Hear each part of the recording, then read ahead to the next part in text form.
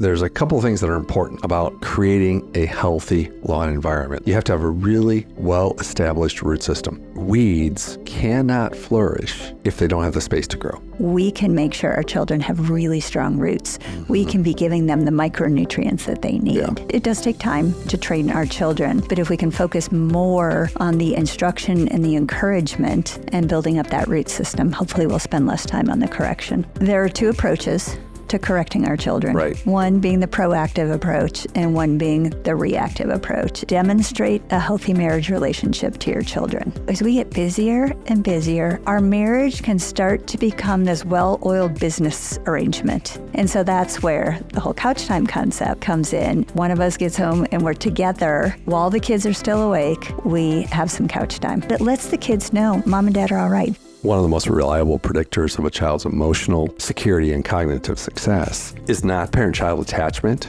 relationship, but the husband-wife relationship. Value them as gifts from God. Do we let them know that? When they're young, they have to spend time with you. As they get older, it's a choice. There is such value in sitting around a table, sharing a meal together and talking.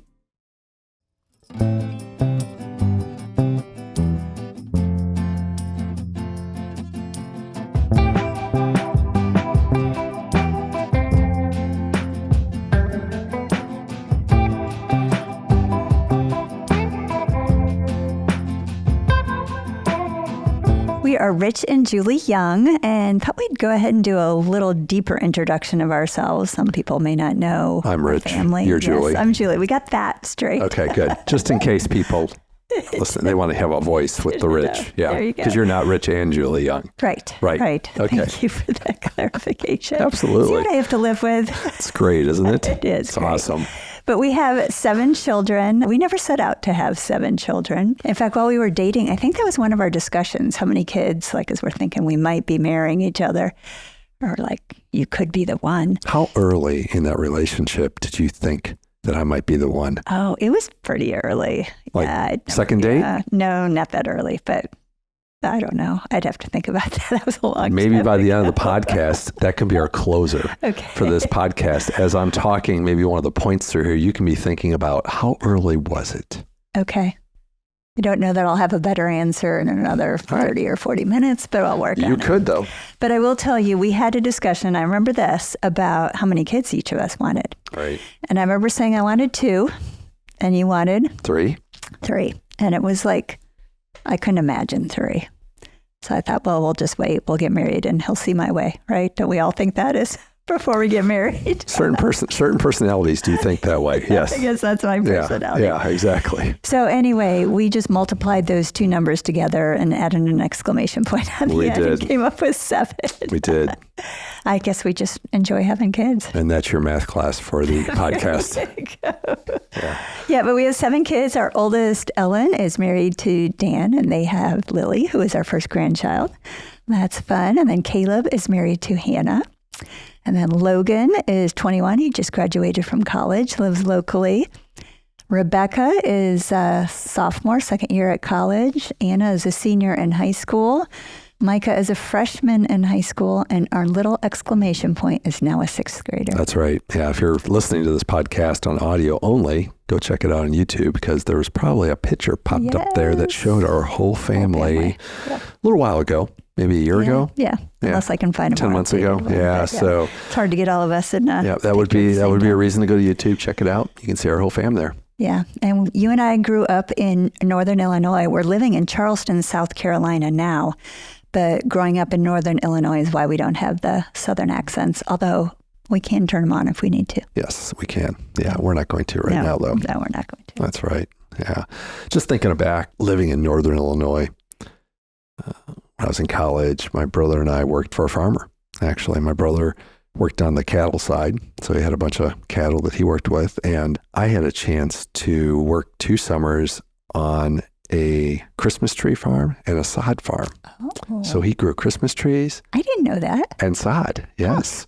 So I was responsible for doing some trimming and weeding some of the Christmas trees, but I also watered, irrigated, fertilized, and mowed the sod farm. About 100 acres of sod, maybe even a little bit more. Wow. So I remember you had a really good tan on that first date. yes, and that's because I was pretty much out on the tractor all day mowing or That's watering. the relationship you have with the dermatologist. Hence, my dermatologist and I are really on a first name basis. Yeah, he follows up with, exactly. So that was before sunscreen was really a thing. I think it was a thing. We just ignored it. We were young and invincible. Okay. Well, my parents didn't really make it a thing. So I didn't make it a thing either. But yeah, I learned a lot about what healthy lawns looked like. I mean, the grass that we grew, the sod that we grew was amazing. It really was. It filled in. It was thick. I had a chance to manicure that. I'm always fascinated by that. I was just doing some reading recently about State Farm Stadium out in Phoenix, Arizona. It might be Tempe, but right in that area. And they grow the sod on like a big tray. Wow. So it's a 40-inch deep, 250 foot by 450 foot field, but it's a tray that they roll out. They can roll out of the stadium, and it has 546 steel wheels, which rest on 13 railroad-like tracks, and the field travels 740 feet in and out of the stadium, and it takes like 70 minutes. And that's what they do. They roll it out during the day. It gets the sun, it gets the air, and then especially in the winter when it's cold, they move it back in so it doesn't hit the cold weather. And the guy there's an article I was reading about Super Bowl 57 that was there in 2013 when the Eagles played the Chiefs. Super Bowl 57. Wow. And they started 11 years ago? Well, no. It was last year. Or 2023. 2023. Yeah. Okay. Yeah. And they started growing this sod 2 years before that. Wow. So it took a long time to get that specific field ready for the big game. And I'm just fascinated by that. That is. Are we going to talk parenting? We are. Okay. We are. Yep. We're going to talk about nurturing a healthy lawn. Yeah, I know. So that's what we're going to do. And that's our little intro. That's my little sod farm experience. You learned a lot about growing a healthy lawn. Yes. And it takes a lot of work to have a healthy lawn.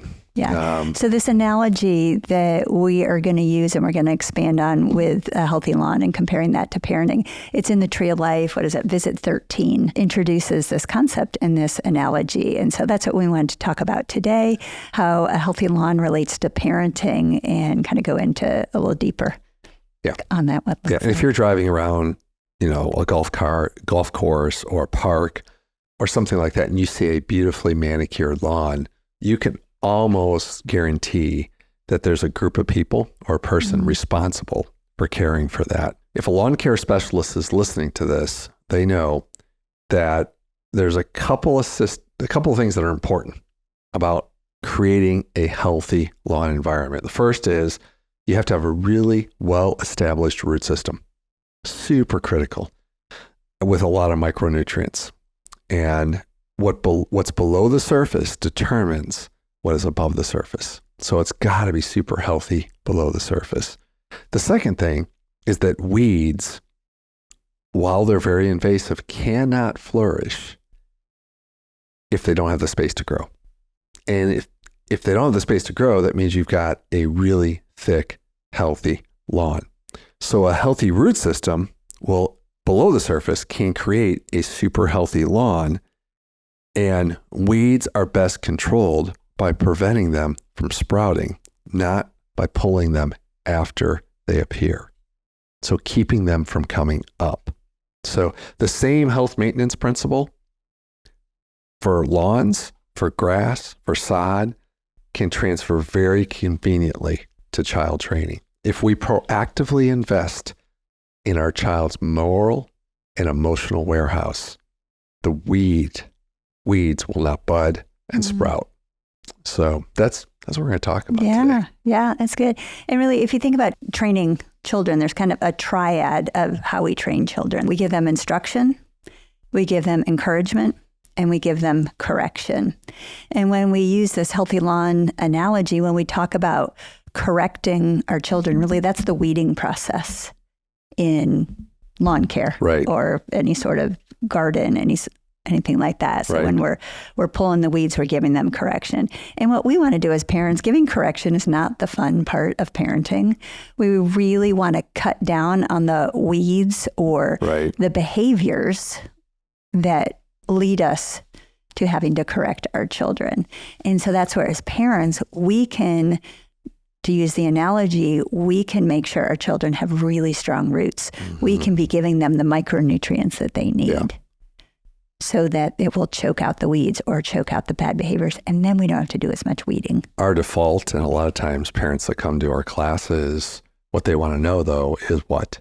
Yeah. What do I do to correct them? What do I do to correct? Because that's what our default is. Yeah. In the flesh, we've got an issue. What do we do to correct it? And usually there is stuff that you can do to correct it, but if it isn't paired with the nutrients, the stuff that feeds the soil, the stuff that feeds the base, it's not going to have a long-term impact. It's really not going to work that well. Yeah. The weed will pop up. You'll correct it. Week, 2 weeks, a month later, the weed pops back up again. Then we're having to correct it again, Yep. which it does take time to train our children.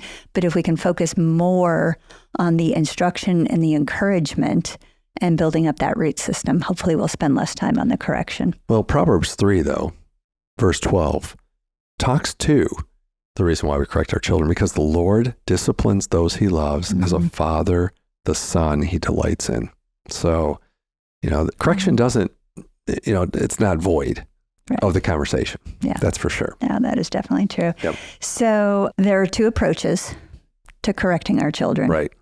One being the proactive approach and one being the reactive approach. And you take care of our lawn at home, and I see you out there spreading down micronutrients, fertilizer, all sorts of different things. I also see you out there with weed killer sometimes. So there's both Right. that you have to do, but I've watched you, and the more you can spend time proactively, the less weeds we have. Right. And some years we get a little busy, it doesn't happen as much, and we have more weeds. That would make sense. And that's what happens as parents too. Yes. With our kids. Exactly. Yeah. Exactly. So the proactive side, you're placing a greater emphasis on controlling unwanted behavior by proactively building in to your kids' character habits of the heart that are good, really, really positive things that promote healthy growth. And we're trying to encourage our kids in their relational, in their moral, in their emotional and intellectual components. The reactive side takes those unwanted behaviors after they've already popped up, after they've already sprouted. And then in this case, the greater emphasis is being placed on removing rather than preventing unwanted behaviors. Mm-hmm. So this is your spray in the bottle hand approach. Oh, yeah. You've got bottle, you're spraying, and it's probably going to temporarily work. If that's all you do is the reactive, you're constantly going to have that spray bottle out spraying new weeds that are popping up. And that's why both go hand in hand. Right. Okay. So what we're going to focus on for the rest of our time here is how to nourish a healthy lawn, Right. or using the analogy, how to nourish our children's hearts. Right. How Yeah. to instruct, how to encourage, which really is a lot more than we can do just in a short podcast here. It's what a lot of the Growing Families classes focuses on. In fact, Tree of Life is a 17-week series. Week 17 is on correction. Weeks 1 through 16 are on nourishing micronutrients, things that we do as parents, ways we can instruct and encourage our children. So you've got 16 weeks on proactivity. Yeah. And 1 week on reactivity for the most part. Yeah. I mean, that's basically what you're looking at. Yeah. And that's what we want parents to look at. That's what we would love the ratio to be as we parent. 16 to 1. 16 to 1. There you go. So we're going to talk about three or four things that we can do to nourish the healthy lawn in our children. And number one, and we've talked about this a lot in any Growing Families class, we'll talk about this week 1, maybe week 2, but it's demonstrate a healthy marriage relationship to your children. Demonstrate. And notice we didn't say invest in your marriage. And it's not that we don't want people to invest in their marriage. It's a really good thing to do. But what we're emphasizing today is to demonstrate the healthy marriage.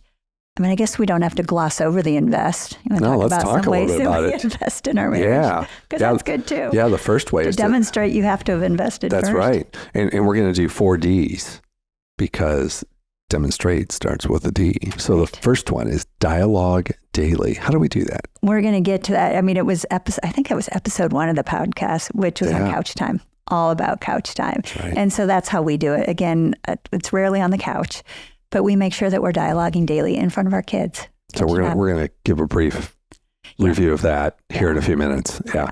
Second one is date weekly. Tell everyone your favorite date you've been on with me. Oh, golly. I love anything where we're outside, paddleboarding, walk on the beach, something like that. Watching the sunset. Yeah. Pair it with some good food, maybe some takeout, going to a restaurant. Yeah. Okay. There you go. That's great. Awesome. Yep. Third one, depart quarterly. Yeah. So what that looks like is getting away typically for a night or two, once a quarter, without the kids, and just having a good time, just enjoying each other for that time. Yeah. And that's looked different over the years as our budget has dictated and as we've had childcare to be able to watch various kids. So that one can be tricky, but when we can do that, it's very beneficial. Yep. So dialogue daily, date weekly, depart quarterly, and detach annually. So just spend a few minutes on what this looks like, the detach annually, because it's not just going away on vacation for a few days once a year. It's purposeful. Yeah, very purposeful. And that's where you and I have our vision retreat, where we talk about, we kind of look back on the past year, look ahead on the next year, things that we're dreaming about. We pray together, talk about our goals, our dreams, what's going well, what didn't go so well. It's really a neat time, and it doesn't have to be anywhere fancy. In fact, I think it's rarely someplace fancy for us, but just, even an overnight downtown, something like that, where we can just talk and just vision and dream. And play too, if we can. It's fun to not make it. It's all always business. safe, though. It's always safe. Yes. Yeah. Yes. Very safe. Yeah. That's right. That's good.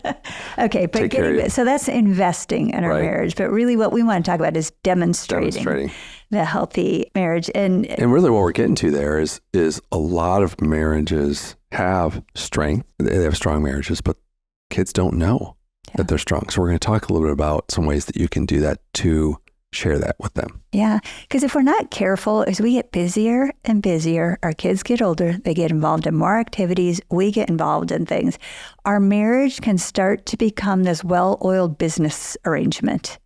You shop for the food, I cook. One of us takes the car to get the oil changed, the other mows the lawn. It just becomes, you take the kids to school, I pick them up. It becomes very transactional because there's a household that needs to run. And so you're figuring out how to make the household run smoothly. And we forget sometimes that there's like this marriage relationship, like we chose to be with each other. We're in love with each other. Well, then once everyone gets home from work and school, mom and dad play with the kids, you help with homework, you cook dinner, you eat, maybe give them a bath, put them to bed, and then finally we get our time together and we sit and we talk and we catch up, but the kids never see it. Right. And so that's where the whole couch time concept comes in that when we get home, one of us gets home and we're together, that while the kids are still awake, we have some couch time. Yeah. And again, episode 1 goes into a lot more detail on that, but it lets the kids know mom and dad are all right. They have this visual representation. Kids are so concrete, especially young children, that they need to see that. And our older kids, we don't make our teenagers come in and sit on the blanket. We're going to be doing couch time. But our older kids now have that visual. They know that when we spend time together, what that means. Yeah. And research has showed that one of the most reliable predictors of a child's emotional security and cognitive success is not the parent-child attachment relationship, but the husband-wife relationship and attachment. So there's something about the demonstrating that love, mom and dad's love, that profoundly shapes the neural wiring of that child or of your children. Yeah, there's been a lot of research on that too. It's fascinating on predictors of childhood success in college. And what are the stabilizing factors that predict that? And a lot of it is the home that they come from. How strong is the marriage?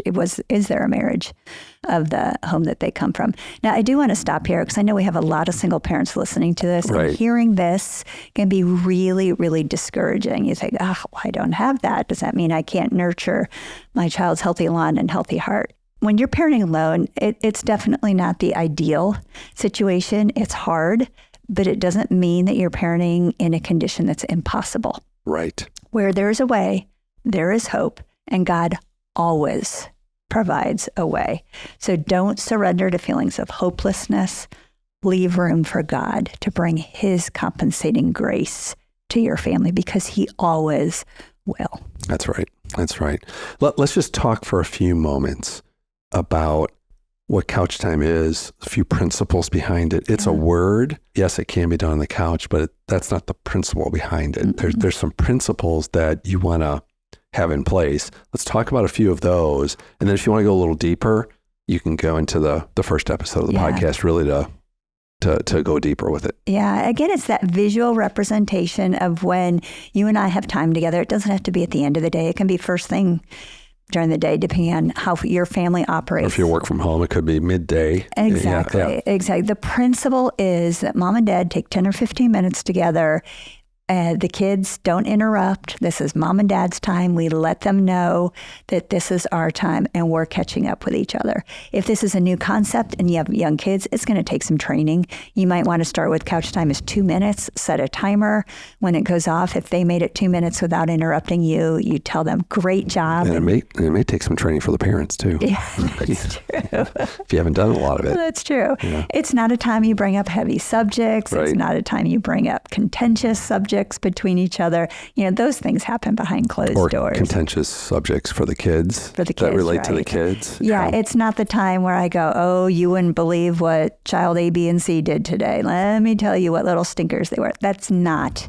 We're not shaming them. We're not belittling them at all. Now, it might be a time that I say, oh, you would have been so proud. When we're done, you'll have to ask one of the Johnny. kids, about their day at school. Their teacher had some really cool stuff to say about them. And you just see the kid light up as they're waiting to tell you. When they're really young, we had trained them to blanket time, which is another topic we'll have to expand on. But they might be sitting on a blanket in the living room while we're talking, playing with some toys. Young children are really concrete. A timer is really helpful so that they know when the timer goes off, couch time is done. But yeah, it's really comforting. It adds so much security to the children to know that mom and dad are doing okay. Yeah. Now they can go on learning. They can go on with their life and thinking about other things. When that's, their mom and dad, the most important people in their lives, aren't doing well, or they have a question. Maybe they are doing well, but the kids don't see it. They don't know. It can bring a lot of fear and a lot of insecurity in children's lives. It can cause behavioral problems, not sleeping through the night well.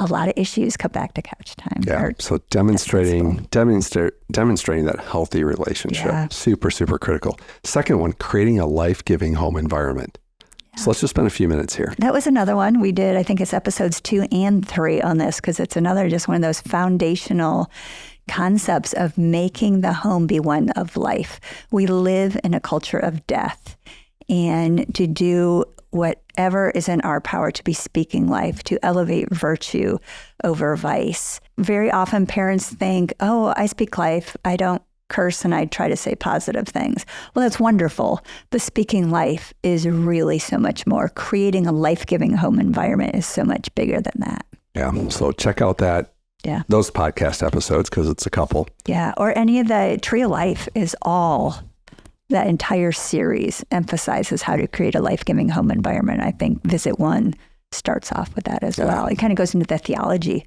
behind it too, that where did this world of death enter?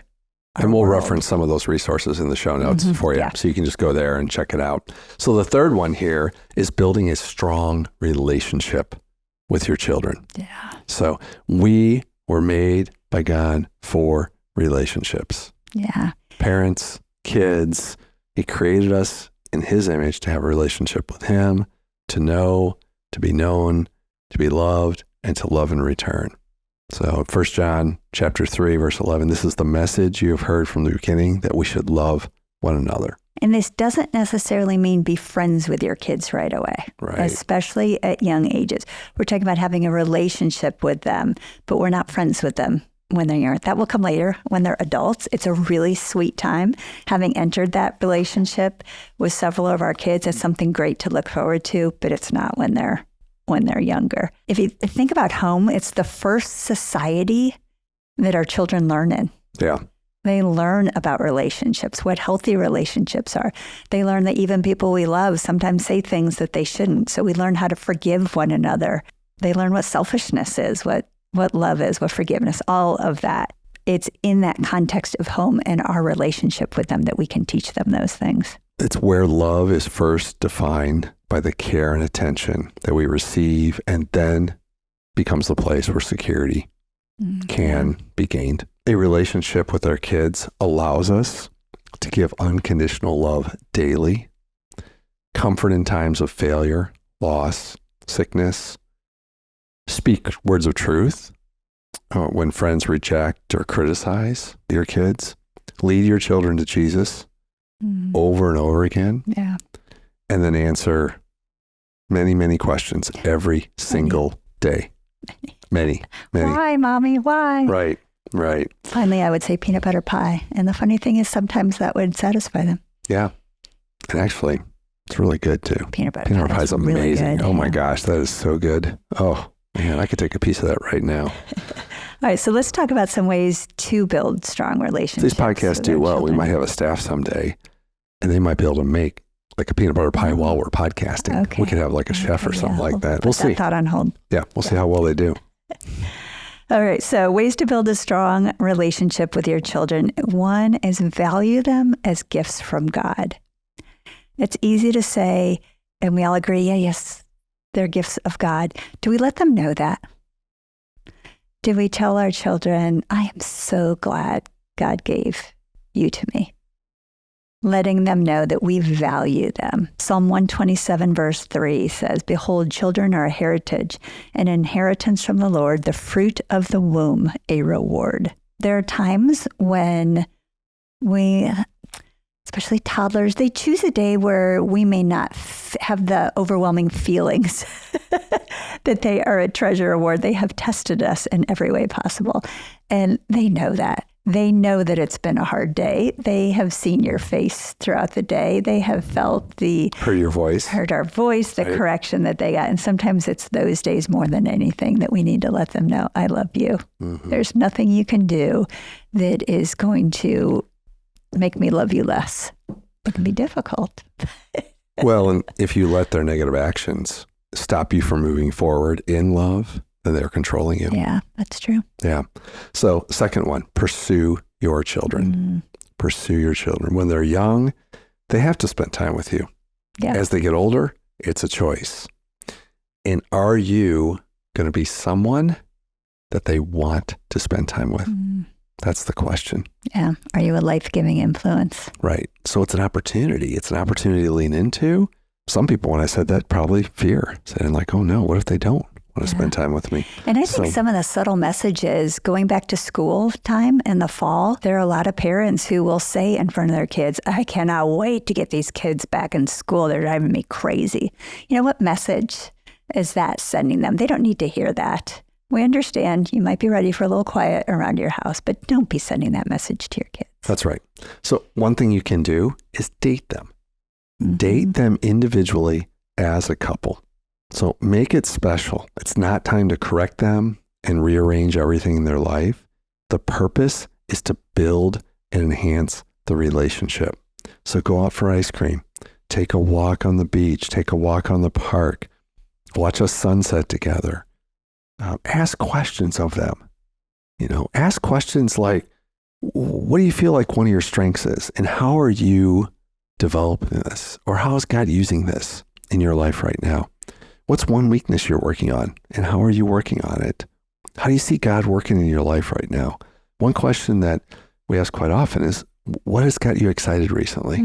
What's got you fired up? And then we also ask, what's got you frustrated? Right. You know, is there one thing mom and dad are doing right now that, you know, really is not good? That's hard. That's challenging you. They have to be at a certain maturity level to ask that's that. Fair. But yeah. That's fair. Yeah.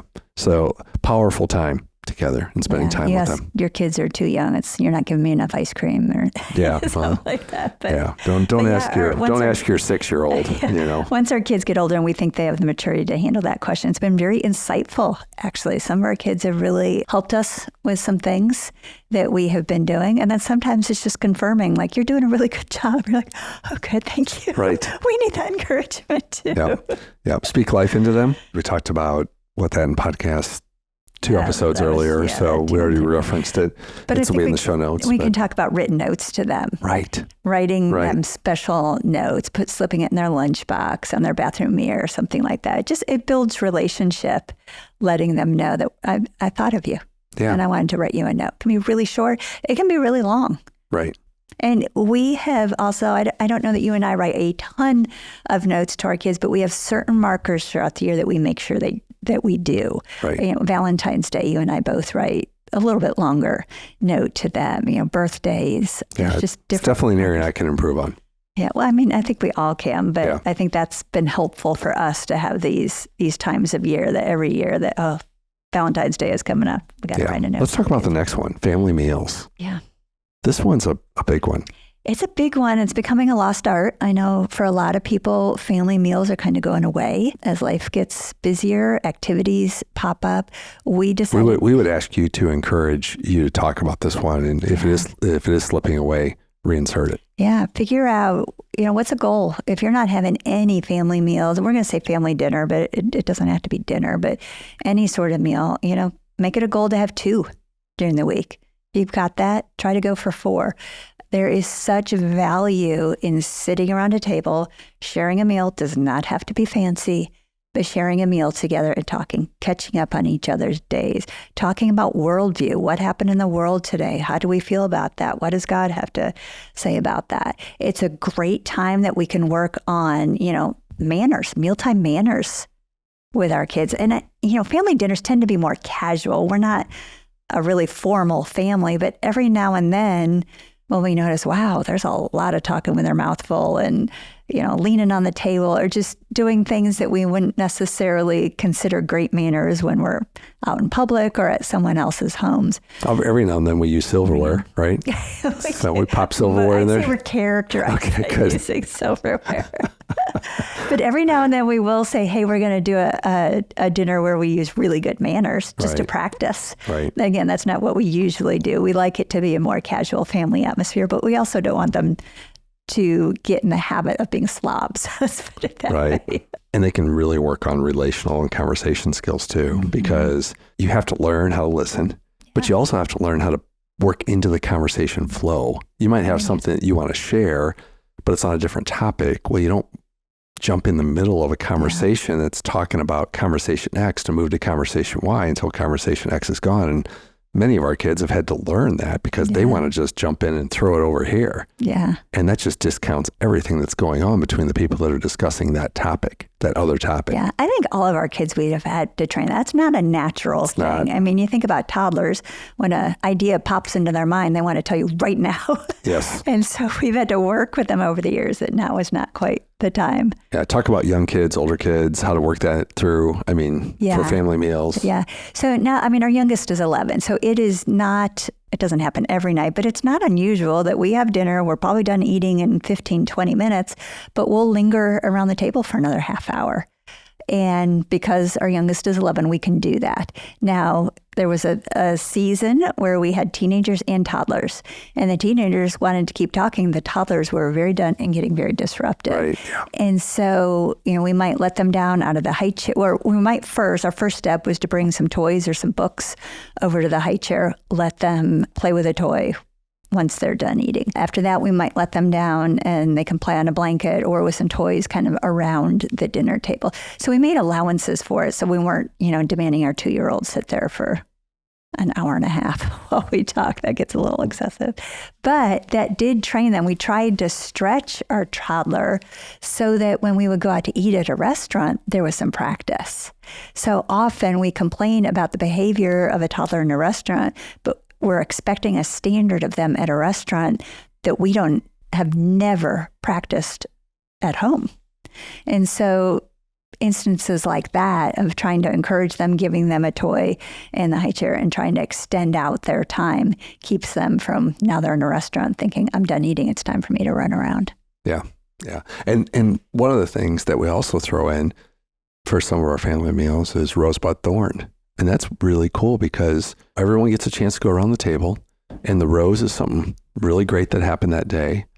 The thorn is something difficult that happened, and bud is something they're looking forward to. Yeah. So it gives you an insight into each person's day and what's going on in their head and what they're looking forward to. Yeah. So there's some really cool things that go on at the dinner There's table. lots of cool things. And if you struggle, if this is a new skill for your family and you're kind of like, oh, what do we talk about? Rosebud Thorn is great. Or there's so many conversation kits, little cards that you can get. We have several sets. They're great. And you can just pull it out. And, if you could be a superhero for the day, what superpower would you want to have? And Are you asking me that? Or was that hypothetical? Hypothetical. Okay. But I mean, it's just fun to get some of those conversations out there and hear what kids have to say. You learn all sorts of things. Yeah. So what you're doing with all of this is you are micronutrienting the soil of your family. You're putting micronutrients into the soil of your family, and you are investing in what is not seen. Yeah. It's not seen. That's so good. So you can have that healthy lawn and cut down on the weeding, which is what we all want. That's right. No one likes to weed. No, that's good. Strong lawns, strong families.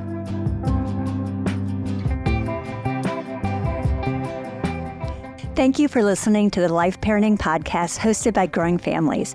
We hope you've been encouraged and strengthened in your role as a parent. In the show notes, you'll see links to the growingfamilies.life website, where you can find more information and resources, including videos, links to sign up for one of our online parenting classes, and information on how to connect with a contact mom. You can also find us on Facebook and Instagram. We'd love for you to consider subscribing so you get these episodes right when they come out.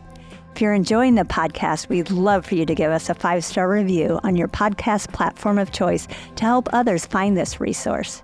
If you prefer the video format of the podcast, click subscribe to the Growing Families Life YouTube channel so that you'll see new episodes when they're posted. Thanks for listening.